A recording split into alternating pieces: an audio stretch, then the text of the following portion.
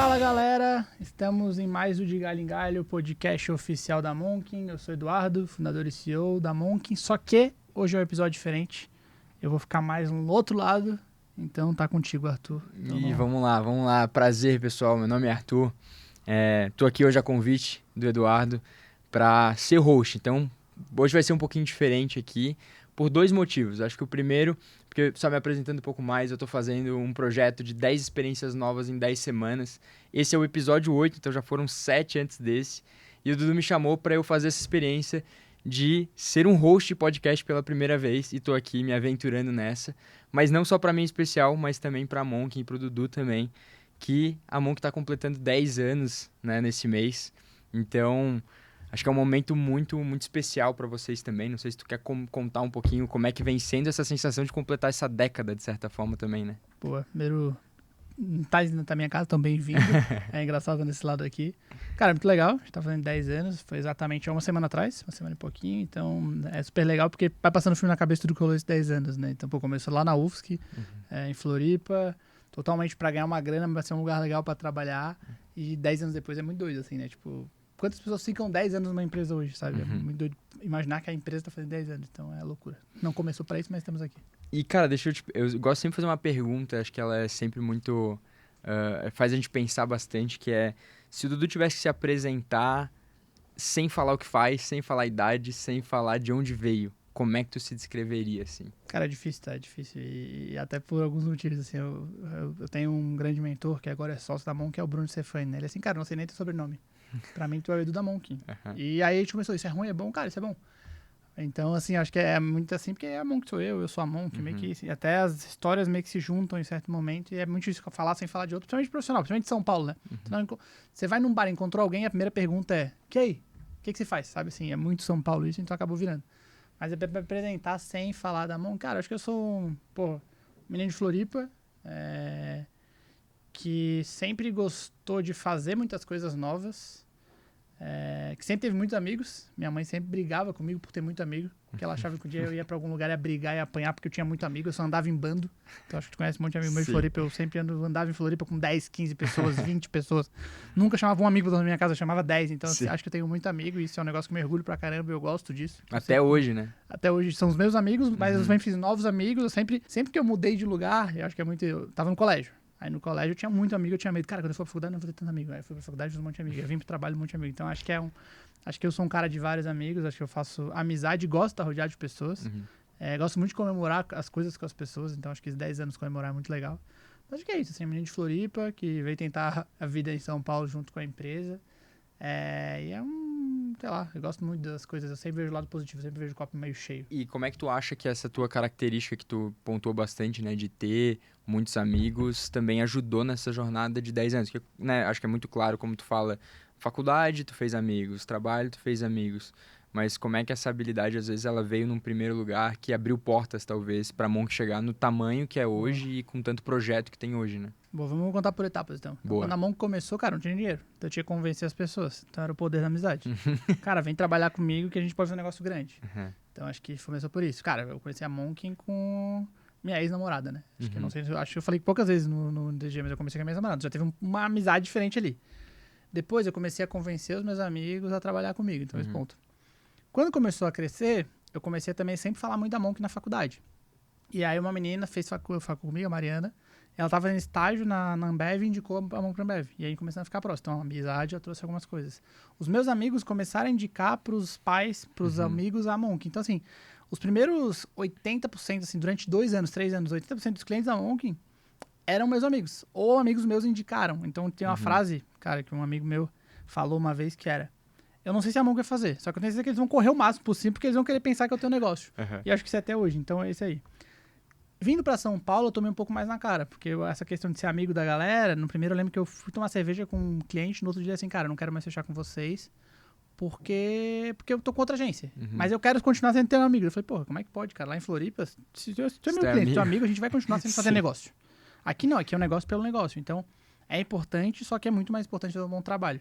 Então aqui eu aprendi um pouco assim, que é legal de ser amigo, é legal de estar próximo às pessoas, acho que o relacionamento é muito importante. Principalmente a gente como uma agência que não é uma grande agência, assim, comparado com as grandes que fazem a África, Galeria, Monks, A gente é uma agência que precisa de relacionamento. Então é muito eu, é muito terra, é muito a galera. Então a gente é muito próximo das pessoas. Eu falo com os meus maiores clientes, eu já saí pra tomar cerveja com eles. Então eu trouxe um pouco disso pra montar um time bom, que as pessoas têm que acreditar em ti. Hoje a gente consegue, já não é mais aquele que paga pra trabalhar, agora a gente consegue pagar o salário pra galera. E dos clientes é muito próximo. Tem um caso especial que tava tendo um evento no Cubo lá em cima. Pra quem não tá assistindo, a gente tá dentro do Cubo Itaú. Tava tendo um evento no rooftop e aí tinha 3 clientes conversando, assim, um da Ambev, um da Johnson & Johnson e outro da empresa X. Eles, cara, como a Monk tem energia legal, né? E acho que vem muito disso lá atrás, sabe? Da galera realmente... É uma galera boa que quer fazer amizade com os clientes, entre as pessoas, então tem uma relação muito legal. A gente já se conhece há um tempo, a gente já teve várias conversas, né? Já me contou brevemente, assim, toda a história e principalmente da onde veio, da tua ideia, quais eram teus objetivos lá atrás, né?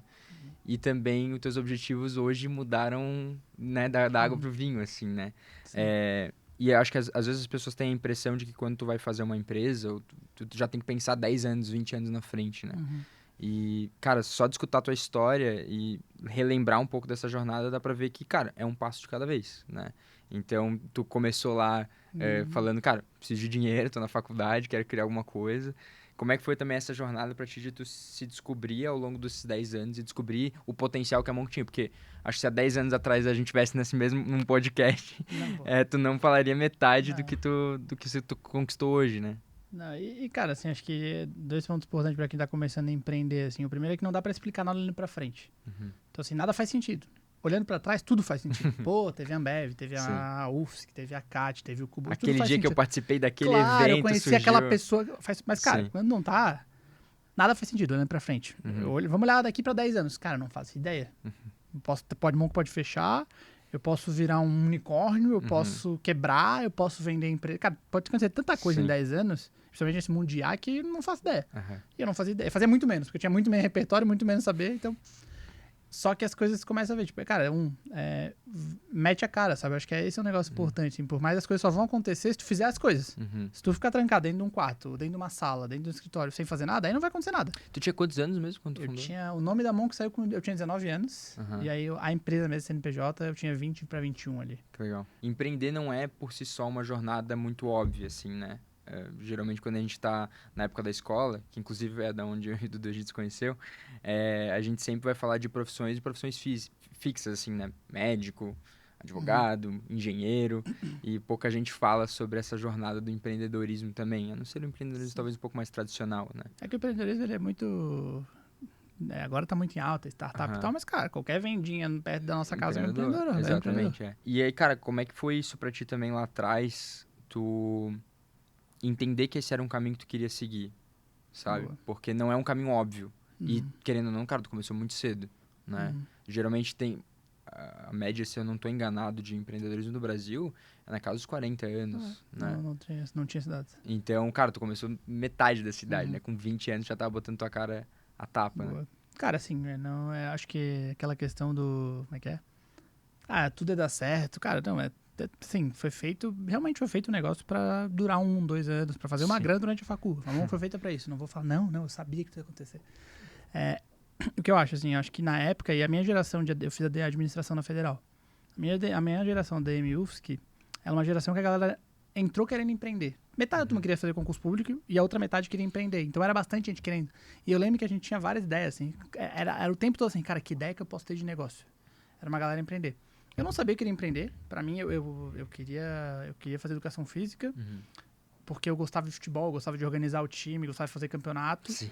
Aí eu vi que não é que eu gostava de futebol, eu gostava de organizar as coisas. Eu era empreendedor. Sim, entendi. Aí eu lembro que entrei na facul e fiz um campeonato de futebol, que era o Futfacul.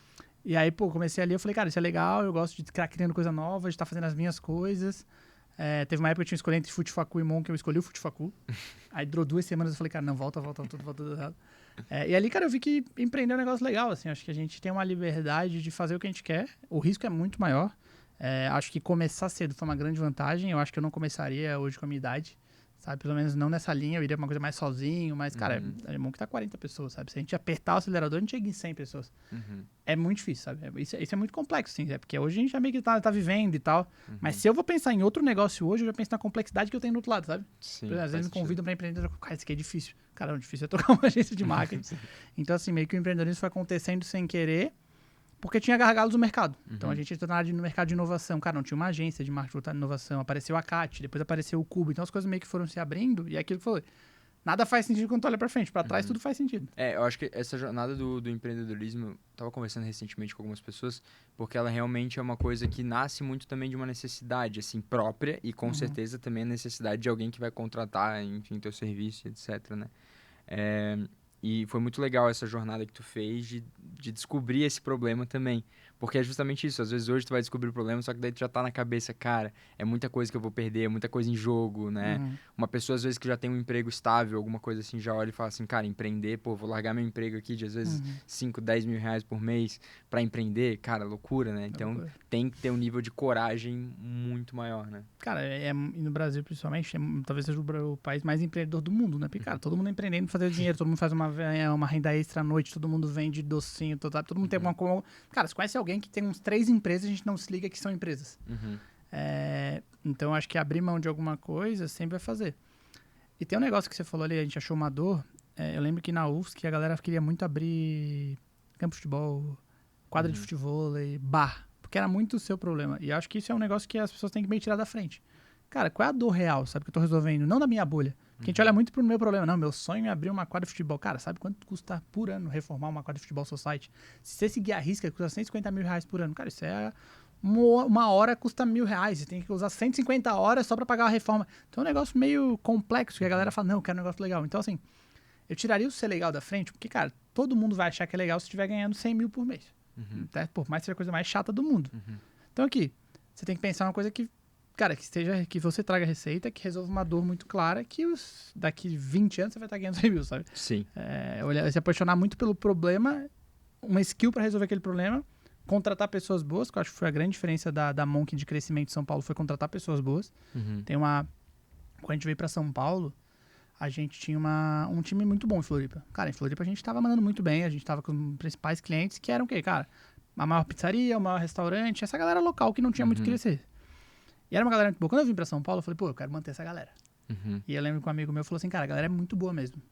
Só que pensa comigo assim, tu tá jogando a Série B, tu tá vindo jogar a Série A. Se tu manter o time da Série B, tu até vai conseguir manter um ano, mas, cara, no segundo ano, terceiro ano, a galera vai estar quebrada, com a perna quebrada, não conseguindo andar em campo, porque o resto, o outro time é a Série A. O nível é muito alto. Então eu preciso contratar umas posições certas, talvez um capitão do time, talvez um goleiro, talvez um cara fazer gol, pra arrumar, até pra ajudar essa galera que tá aprendendo, porque não é que a galera é ruim, tipo assim, não é a galera da Série B, mas a galera é muito nova. É como se estivesse jogando a Série B com a divisão de base. Eu preciso de gente mais velha ali pra ensinar eles. E isso me deu um start, falar assim, pô, beleza, eu não vou manter a galera por gratidão, vou manter a galera porque ela tem que ser boa. E juntando a galera boa com a galera muito esforçada, cara, tu faz um time massa. E foi o que a gente fez nos primeiros anos em São Paulo, assim, batendo cabeça, nada de um salário, falar, cara, não, eu vou ter que pagar isso de salário, eu não tenho grana, eu vou tirar. Vou fechar projeto e correr atrás. Ou eu vou fazer algumas coisas e trabalhar mais que outro. E tu falou ali também um pouquinho sobre ali a dor que vocês, enfim, lá atrás ainda, né, quando você... Era uma dor tua também no sentido de financeiro, né, de querer ter mais dinheiro. E também existia uma demanda um gargalo ali que tu entendeu que existia no mercado, né? Só que o que a Monkin, como eu tava falando antes, né? O que a Monkin era ontem e o que a Monkin é hoje é muita diferença. E as portas foram se abrindo. Muita gente, como eu falei, elas vão achar que, cara, beleza, o Dudu, quando ele fundou, ele já tá pensando lá em São Paulo, ele já tá pensando em fazer um podcast. E, cara, essas oportunidades vão aparecendo também, tu tem que acalmar tua ansiedade. Falar, cara, as portas vão abrir e eu vou ter que aproveitar essas oportunidades. Como é que tu também lida com essa parte interna tua? Não sei se tu já era uma pessoa muito ansiosa, ou como é que tu lidou com toda essa pressão e com todas essas oportunidades abrindo pra ti também, sabe? Cara, eu fiquei muito acima do peso. Acho que quem me conhece há mais tempo sabe, assim, muito acima do peso, assim, eu fiquei muito ansioso. No começo, mais no começo, sim. No começo pro meio ali, como na pandemia, foi o ápice. E aí, cara, muito difícil, assim. Eu fiquei muito ansioso, o negócio começou a crescer, botei um peso muito grande em mim. Minha vida era só isso. Eu lembro que, tipo, cara, eu ia no médico, eu lembro uma vez que tomei uma anestesia, eu lembro que eu fiquei bem, porque foi a primeira vez que eu desliguei, sabe? E eu falei, cara, que sensação boa. Assim, talvez a primeira vez em anos que eu desliguei da Monk total. E eu falei, cara, preciso fazer alguma coisa. E aí eu comecei muito terapia, e aí sendo bem... E eu indico pra todo mundo, cara, vai empreender, tá em terapia, sabe? Você vai empreender com o negócio, você vai ter pressão, terapia, porque assim, você tem... É uma briga com você, que você pode ter sócio, mas é uma briga com você mesmo, assim, tipo, é uma montanha russa. Tem dia que eu acho que você é a maior empresa do mundo. Tem dia que eu acho que eu vou quebrar amanhã. Sabe assim, é um negócio meio... É muito... Cara, é muito 880 empreender. Eu acho que a gente trabalha muito mais que a maioria, mas a gente é muito mais feliz que a maioria, eu também acho. Só que a felicidade depende muito de você.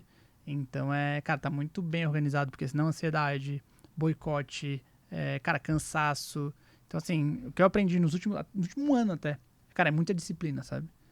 Porque a gente precisa criar uma constância de venda muito grande. Então, se não tiver disciplina, cara, pela primeira vez em 10 anos eu tô com um pipe totalmente organizado, com as tarefas bonitinhas.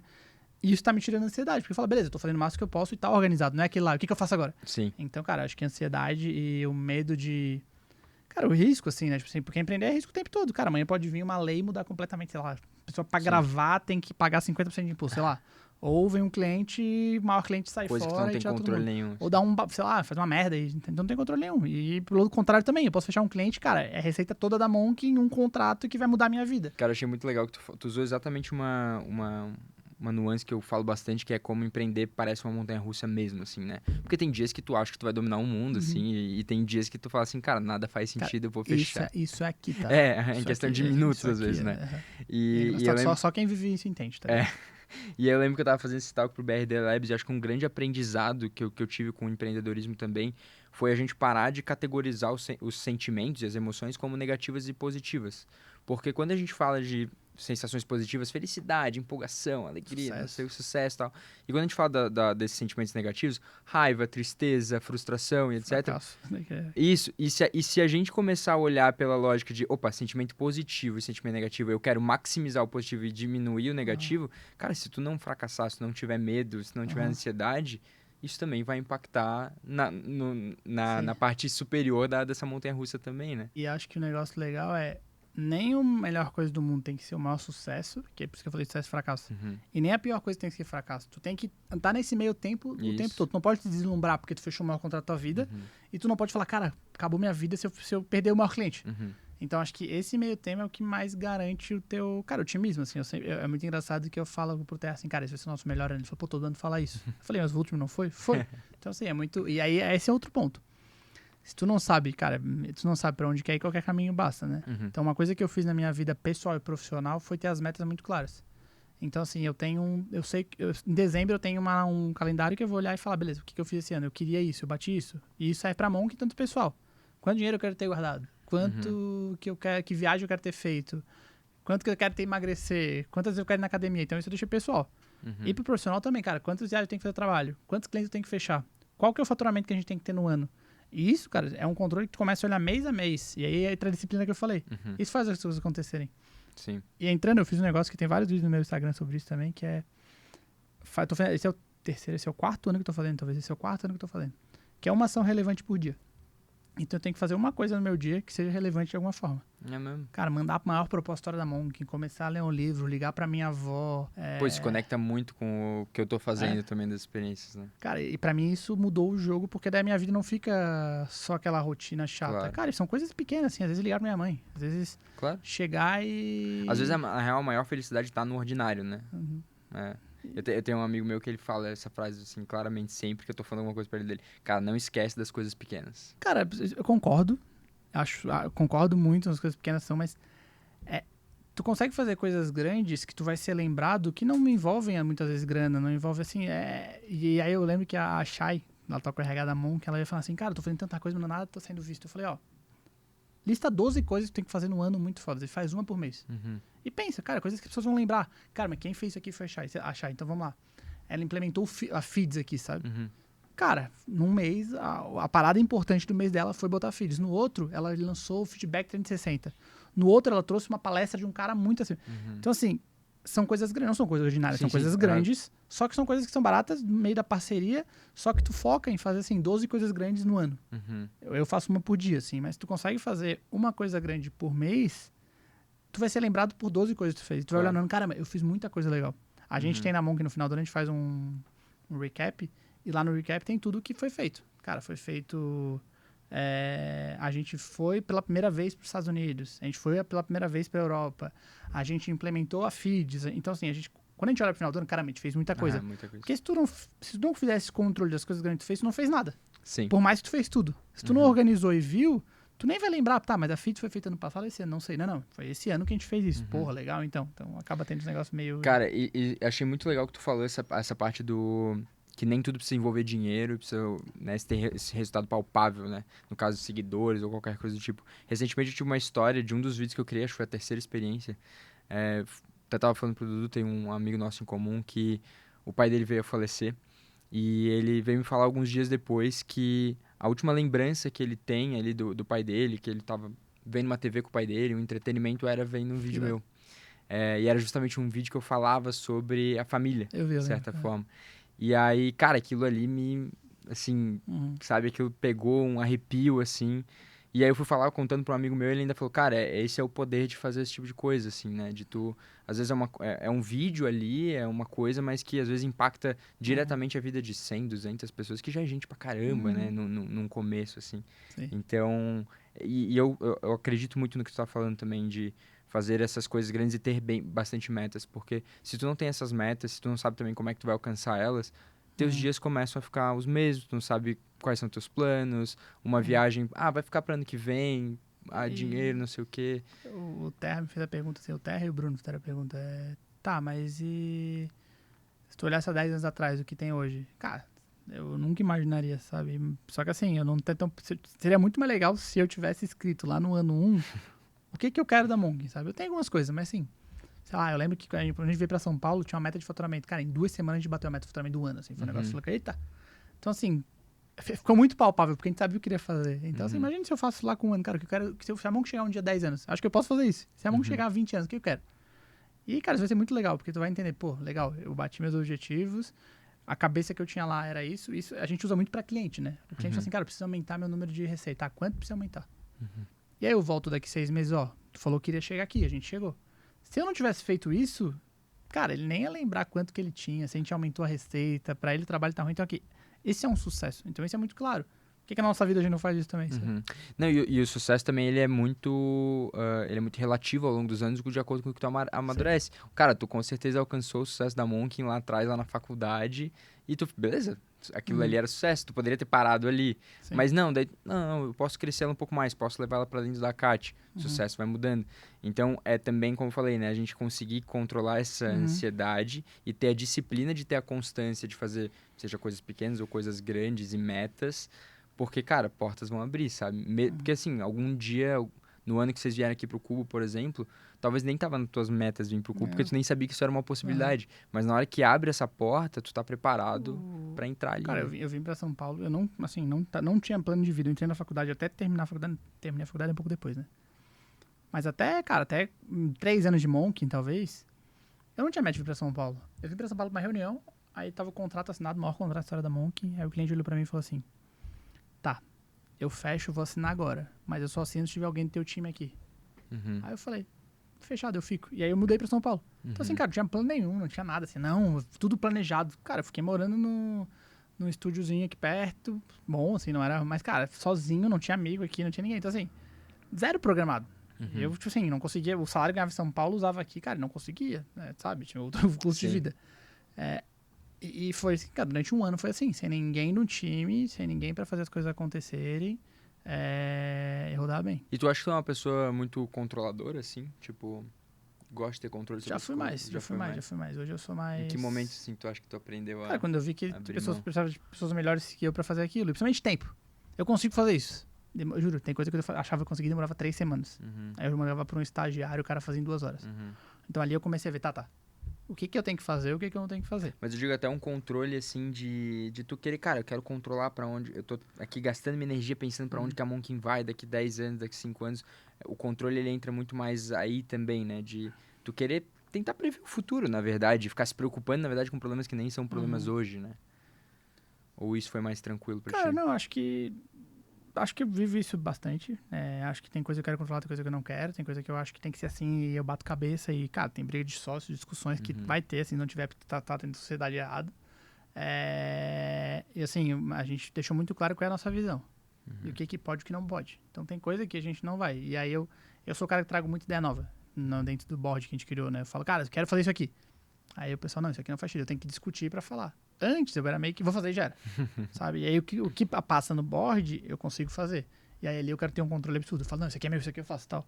E aí eu acabo fazendo muita coisa e falta tempo, né? Cara, sabe que esse foi um desafio muito grande pra mim, principalmente nesse ano de 2025, principalmente, assim. Sempre tive uma certa, como eu falei, eu sempre sofri, de certa forma, com um pouco de ansiedade, vivendo às vezes mais o futuro do que o próprio presente, né? E isso impacta muito na hora de tu criar uma ideia, de tirar uma ideia do papel, porque tu já tá pensando nos problemas que tu vai ter quando tu tiver 100 clientes, assim, né? Tu não tem nenhum. Isso de falar que eu sou bem pouco, assim. É? Eu... Cara, isso deve ser ótimo. Mas, e aí, cara, de novo, terapia também, em dia, super. Mas ano passado foi uma das coisas super diferentes que eu decidi fazer. Começar a fazer aula de improviso, cara. Eu vi uma coisa vezes. Aula de improviso, porque no improviso, no final das contas, cara, tu não tem controle absolutamente nenhum. Mas uma coisa que tu aprende no improviso é que por mais que tu não tenha nenhum controle, tu aprende que tu vai dar o teu melhor e tu vai achar uma saída e alguém vai te... Uma coisa meio teatro, né? Então alguém vai te falar uma frase, uma linha, vai te botar numa situação e tu vai conseguir sair daquilo ali e tu começa a ter mais confiança em cima de, cara, vou ver mais meu presente, porque com as ferramentas que o presente me der, eu vou tornar o futuro melhor, assim, sabe? Bem interessante essa... Eu já sofri muito por antecedência, hoje acho que eu tenho um controle maior, mas eu executo muito, assim, cara. Eu olho, beleza, pode dar ruim, beleza, mas pode dar bom também, vamos nessa. E hoje eu não tenho medo de fazer as coisas rápido e dar errado, entendeu? Tipo, esse é um negócio meio que antes eu tinha. Tipo, o Monkey Play que a gente tá fazendo, acho que eu te falei ali, cara, ele vai estar pronto mesmo em junho, assim, autônomo, como a gente quer, tá no roadmap. Mas tem um roadmap que tá escrito isso. A gente poderia esperar junho pra começar? Poderia. Só que, cara, é perder várias coisas, perder muito tempo. Alguém podia criar essa ideia. A gente foi lá e criou. Tá na rua, e tá rodando, tá monetizando. Então, e essa é a base de uma startup, principalmente. E né, às vezes a gente prega muito isso, mas não executa. Não executa, Então, assim, tu fala muito, não, porque, cara, antes feito perfeito, velocidade de uma Ferrari, preço de Fusca. Cara, só que assim, a galera não faz, a galera quer ter tudo muito certo. Tipo, a gente tem investidor agora, tem uma discussão ali, cara, mas isso aqui tá fazendo sentido, não tá muito atrasado. Cara, tá discutindo, talvez esteja atrasado mesmo. Talvez a gente errou a lançar, era pra ter lançado não em junho, mas em março, talvez. Então a gente tem umas discussões internas que fazem as coisas acelerar, mas pelo menos a gente acelera muito mais. Porque daí virou urgência, tá ligado? Sim. Não tem mais calma, cara, que tem que fazer. Não é mais, tipo, não, cara, tá na ar, tem um cara pagando a conta, a gente tá pagando aluguel. Essa história de MVP ela é bem engraçada, né? Porque bem como tu falou, a gente prega muito isso, o setor prega muito isso, mas sempre que a gente vai fazer, a gente fica meio assim, pá, eu queria fazer com uma qualidadezinha melhor, né? Mas assim, uma jornada legal, pra quem não sabe também, eu sou empreendedor, né? Eu também tenho uma startup na área de tecnologia. E a startup, na verdade, ela começou lá atrás com planilha. A gente enviava planilha pro cliente até o momento que a planilha tá meio ruim, né? Ficar enviando via WhatsApp, né? Tá, vamos criar uma interfacezinha para enviar essa planilha. Aí criamos uma interfacezinha. Daí depois, cara, vamos tirar a planilha e vamos botar agora todos os dados dentro. Vamos criar um banco de dados, né? E aí, cara, a gente foi, sabe, passinho de cada vez também, sem ansiedade. E as coisas vão dando certo, assim. Acho que a gente vai criando também essa carcaça ao longo desse processo de empreendedorismo que a gente vai aprendendo que, cara, as coisas vão dar certo, elas vão encontrar o seu espaço. E nada é melhor que o tempo, cara. Assim, eu acho que assim, o maior problema que a gente tem é o problema que a gente tá vendo naquele momento. Porque o problema que tu já teve antes, já resolveu. O problema que tá depois, tu nem conhece. Então, o maior problema que tem na tua vida é aquele. A gente tá aqui no estúdio. O estúdio vai fazer 3 anos. Eu lembro da primeira gravação que a gente fez aqui. Cara, era essa mesa, era 4 cadeiras e não tinha mais nada. Eu lembro que eu sentei no chão pra gravar, deu tudo errado. Era uma transmissão ao vivo da Fujifilm. Cara, deu tudo errado. Porque não, a gente tá pronto, tal. Eu lembro, cara, que foi um dos primeiros dias que eu chorei, assim, de raiva. Assim, falei, cara, a gente chegou até aqui, agora a gente fez tudo errado. Cara, hoje eu vejo que faz parte do processo, tem relação ótima com a Fuji. A live, tipo assim, acabou dando certo, mas o que tava planejado deu tudo errado. E, cara, assim, eu poderia esperar pra fazer, ou falar, não posso fazer. Cara, não tinha como falar não ali, tanto pro Cubo quanto pra cá. Então, assim, hoje, cara, eu conto até num podcast. Na época eu queria fugir, eu queria voltar pra Floripa. Eu fiquei malzão, assim. Eu falei, cara, não é que é possível.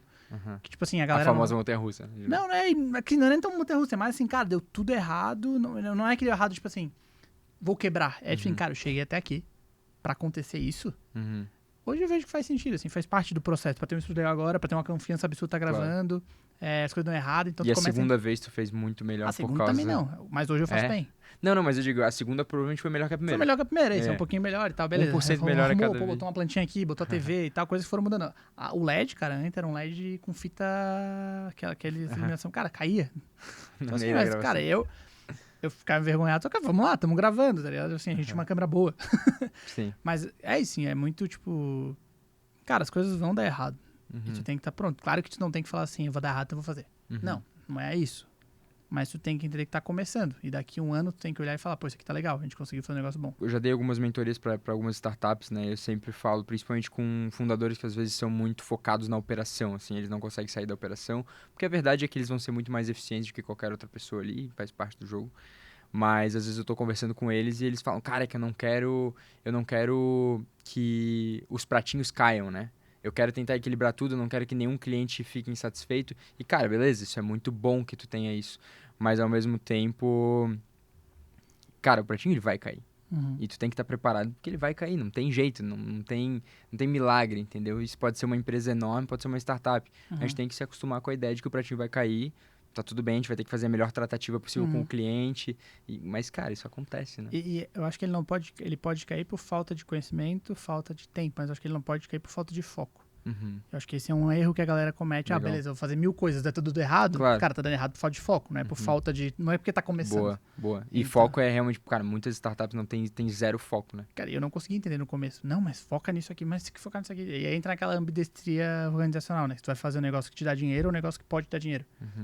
O que tu tem que equilibrar é esses dois pratos. Pô, agora eu vou acelerar o Monkey Play, que o negócio pode acelerar, mas eu não posso deixar a agência morrer aqui. Então, assim, o foco de... Eu não entendia. Eu falei, mas eu comecei a abrir várias... Cara, eu tive sushi, delivery, eu tive uma escola de música em Floripa, deu tudo errado. Começou a dar tudo errado. E, ao mesmo tempo, eu perdi 10, 20% do tempo da Monkey. Cara, eu tô perdendo foco. Aí eu vou dar errado, o sushi deu errado porque tá no começo. Não. Cada caixa de salmão é 3 mil reais. Dá errado durante uma semana pra tu ver o prejuízo que tu vai ter no mês. Sim. Então, assim, aí é falta de foco e falta do que tu quer fazer também. Então, Sim. é melhor fazer uma coisa muito bem feita, ou duas coisas, que tem a ver uma coisa com a outra, muito bem feita, do que tu começar a fazer 1000 coisas sem foco. Então, não dá certo, a desculpa não pode ser se o problema é a falta de foco. E, cara, acho que pra gente começar a se direcionar aqui também, acho que tu contou um pouco dessa jornada dos 10 anos, assim, de uma forma breve. Parabenizar de novo a Monkin também por isso, que não é todo mundo que chega aqui, né? Mas, cara, eu queria que tu talvez pudesse dar um conselho, principalmente para pessoas, não só pessoas que querem empreender, mas pessoas que querem, cara, ter uma vida com um trabalho ali que elas gostem, que dê o sustento, mas que às vezes elas precisam de coragem para dar o primeiro passo, né? Ou que às vezes elas precisam aprender a calar as vozinhas da cabeça dela por um tempinho, tipo, cara, calma, vai dar tudo certo, assim. Como é que tu ajudaria uma pessoa assim? Boa. O Dudu, na verdade, vamos fazer assim. O Dudu, há 10 anos atrás, chega pra você e fala assim, cara, tô querendo montar uma agência. Que conselhos tu daria pra ele? Não faz, cara, foge. Não, cara, eu falaria, tipo assim, eu falaria uma coisa do Dudu e uma coisa pra outra. O Dudu falaria, deu tudo certo, tamo aqui, tá legal, tamo se divertindo no caminho. Acho que é isso. E acho que tá muito ligado ao ponto. Mas acho que eu perguntaria pra pessoa, cara, o que você quer fazer, sabe? Assim, tipo, às vezes a gente quer só um sonho que a gente não quer, tipo assim, e tem uma questão do sonho com esforço. Pô, meu sonho é ser a maior empresa do mundo. Cara, mas eu quero trabalhar pra isso? Não quero. Tipo, eu deixo muito claro, assim, eu quero que a Monk seja uma grande empresa, só que eu não quero ter 1000 funcionários. Então, assim, então, pô, legal, eu quero ser grande, mas eu não quero ser a maior empresa do mundo porque eu sei que isso vai dar trabalho. Eu sei que eu vou ter que ralar. Pô, eu quero ter uma família, eu quero voltar um dia pra Floripa. Então, assim, isso é muito o que a pessoa quer. Cara, eu não quero sair de Floripa nunca. Que é o momento onde a tua vida profissional e pessoal se encontram. Vai se juntar. Né? Então, assim, pô, eu não quero ficar pra sempre em São Paulo, sabe? Pô, eu quero voltar pra Floripa, eu quero ter uma família. Então, assim, hoje eu olho muito pra mim, talvez o Dudu há 3 anos atrás não ia entender isso. Porque, não, eu quero ficar pra São Paulo pra sempre. Se eu precisava morar aqui e tal. Cara, minha vida era 100% trabalho. Pô, agora eu tô namorando, agora tem outras coisas de vida, agora eu tô ficando mais velho, agora eu vejo o mercado abrindo de outras formas. Então, tu começa a ver, pô, beleza. Então, eu olharia muito, cara, o que você quer agora, sabe? Organizar muito a cabeça e ter muito anotado. Cara, eu quero empreender, eu quero ficar em Floripa. Cara, eu quero ser a maior empresa do mundo. E aí você tem que ter uma medida, cara, o esforço e o sonho. Não adianta ter o sonho maior do mundo e querer se esforçar isso aqui. E querer ficar em Floripa quietinho. Cara, então eu tenho que alinhar o meu sonho com o meu esforço. Pô, eu quero continuar na praia. Eu vou ter uma startup que vai faturar meus centenas de milhares, 100 mil por ano. Tudo bem. Mas vai ter 2 funcionários, beleza. Ou não, eu quero ir pro Vale do Silício, pegar investimento de vários milhões, ter meu... Então, assim, é muito... Cara, tem muito organizado o que você quer na sua vida. Às vezes não tem problema ficar trabalhando no seu trabalho agora e fazer um side job pra fazer alguma coisa. Então, hoje eu sou muito mais equilibrado e consciente disso, sabe? Antes não era. Então, acho que o que eu falaria é, cara, não tem problema. Só que tem que ter organizado na sua vida o que você quer naquele momento. E começar a pensar no que dá certo e o que não dá do que você quer. Pô, o que eu não abro mão? Cara, talvez eu no começo da faculdade não abriria mão de sair de Floripa. Hoje, pô, eu abri, eu fiz isso. E aí quando eu cheguei em São Paulo, o que eu quero a partir de agora? E aí tu começa a ver. Então, entender que às vezes, cara, aquela decisão não é pra sempre. Então você pode voltar. E aquela decisão pode ser errada. E depois você arruma ela. Então, Arruma. assim, nada é pra sempre, sabe? Nada é feito de papel. Assim, a gente começa... Nada é escrito em pedra mesmo, assim. Isso eu aprendi... Cara, assim, pô, e tem vários exemplos de clientes, parceiros, amigos, sócios que não querem tomar decisão porque acham que é pra sempre. Cara, eu posso voltar atrás e resolver no meio do caminho, sabe? Assim, a gente pode arrumar o avião em movimento pra ele não cair. E tá tudo bem, sabe? Assim, às vezes... A maioria das vezes as coisas não dá certo. Todo mundo vende muito sonho do empreendedor. Cara, eu tenho que sair daqui para uma reunião para apresentar um projeto para conseguir renovar o cliente, porque senão é um cliente que sair vai ser ruim pra gente. Sim. Então eu tenho outros problemas, que talvez são maiores que antes, ou talvez hoje eu sei resolver mais. Então assim, o problema nunca vai acabar. Qualquer coisa que você decidir pra sua vida, vai ser um problema. Cara, ou vai faltar grana, ou você vai trabalhar mais, ou você vai ter que gerir 40 pessoas, ou vai ter que gerir 100, ou vai ter você sozinho, não sabendo semana que vai ter um projeto. Cara, vai ter algum problema pra fazer. Assim, não olhar, pô, o Dudu tá com 40 funcionários. Cara, tem um monte de problema. Tem que vender, tem que aumentar a venda, tem que aumentar ticket. Daqui a pouco a galera começa a falar que quer receber aumento. Como é que eu faço esse aumento se eu não aumentei a receita? Então, assim, o problema, ele vai existir em qualquer lugar. Eu acho que esse é talvez a partir desse ponto. Dessa perspectiva. E aí serve pra coisa boa também. Pô, eu tô no meu trabalho, tem um problema.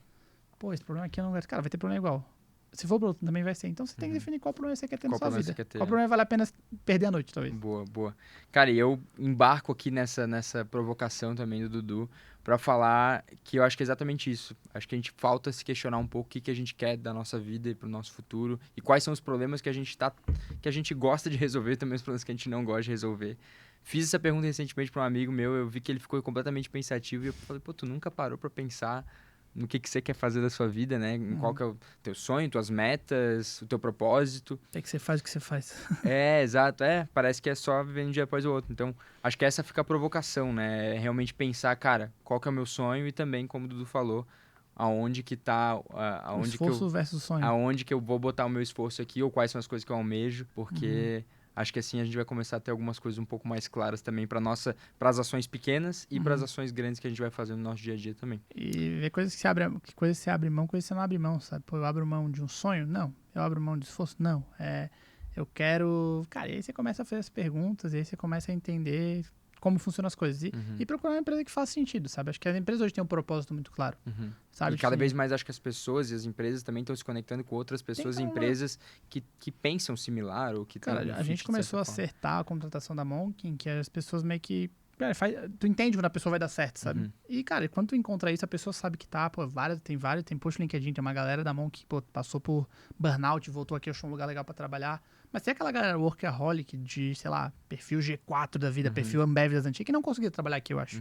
Sabe? Ou seria uma outra linha, uma outra frente. Então, você consegue entender o lugar que você quer trabalhar e você vai ser feliz, tá ligado? Boa. Show de bola. E se não tiver feliz, pode sair e procurar outro lugar, não tem problema. Hoje não tem nada, nenhum problema Não disso. tem, né? Não, a gente... Cara, a rota, ela é assim.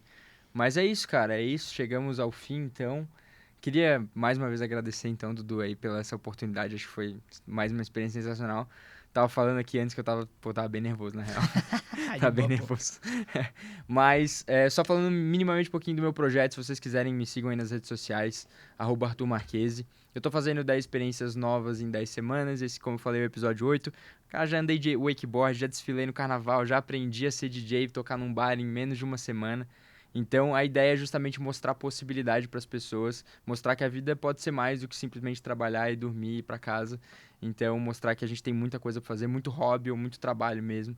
E agradecer um pouco essa oportunidade também de estar aqui e me desafiar de estar na frente da câmera. Foi legal, dá pra puxar mais podcast, hein? Podcast Startup precisa muito rolar da Monk, dá pra puxar um online. Dá pra puxar bastante coisa. Falei, qualquer pessoa que sabe conversar bem consegue puxar fazer um podcast. Perguntas, então, tem isso também, tá? Eu sou muito fã de fazer perguntas. Eu acho que a gente tem que ser curioso, porque isso ajuda a gente a ser mais empático, isso ajuda a gente a saber mais sobre a vida e ter mais repertório também. Então, façam perguntas. Fechou, muito obrigado. É isso, valeu. Valeu, tamo junto. Tamo juntas. Valeu, galera. Na real, quem vai fechar é você. Fecha aí. Então, galera, é isso. Não se esqueçam de se inscrever no canal aqui da Monkin. Mais podcasts aí constantemente. Se quiserem me seguir aqui também, @Arthur Marchese. E é isso. Até a próxima. De galho em galho. Podcast oficial da Monk. É isso. Valeu. Valeu.